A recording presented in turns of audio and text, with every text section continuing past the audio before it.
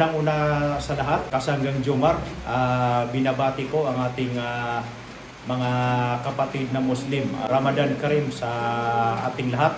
Binabati ko rin ng magandang gabi yung ating lahat ng iyong taga-subaybay at saka iyong tagapakinig sa iyong programa Kasanggang Jomar. Nahuli ngayong gabi, no? Through the directives of our regional director, no other than Police Brigadier General Jason Di Guzman, through the supervision of our provincial director, Police Colonel George Bagondul Jr. Today, nagkaroon tayo ng simultaneous anti-criminality law enforcement operation or yung tinatawag naming SACLEO, no? It is a police operation to intensify police operations against illegal drugs or anti-criminality campaign. So ngayong gabi, through the leadership, no, ng aming Chief of Police, Police Lieutenant Khairuddin Tumawis, nagkaroon kami ng strategic checkpoint operation sa aming AOR, and then successfully apprehended one drug personality, certain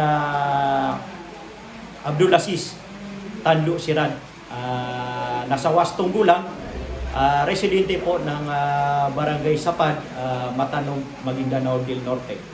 And in our checkpoint operation, no, ito pong taong ito ay kahina-hinala, and then unang-una po nung kami ay nagkakandak ng checkpoint operation ay umiwas po siya doon sa aming checkpoint operation dahil po ang kanyang motor ay walang ilaw at saka open pipe, no? So nilampasan po niya yung aming mga verifier at saka yung searching personality, at buti na lang po ay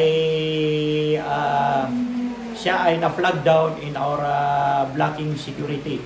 So it gives us kahina-hinala yung kanyang kilos, at yun nga po ay dahil pala ay ito ay may dalang droga po.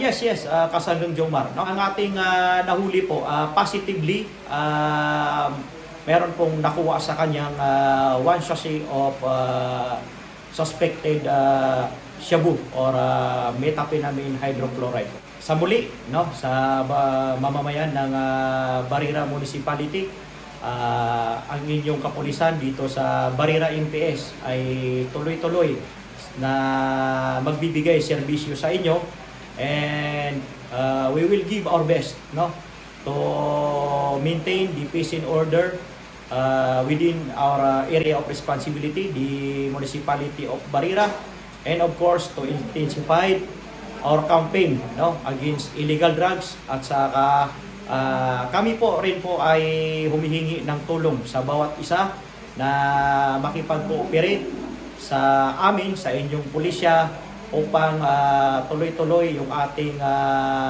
magandang samahan, and of course sa ating pagtutulungan ay mapanatili natin yung kapayapaan sa ating lugar. Sa muli, Happy Ramadan, no?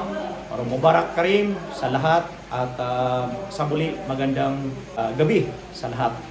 Thank you, Kasanggang Jomar.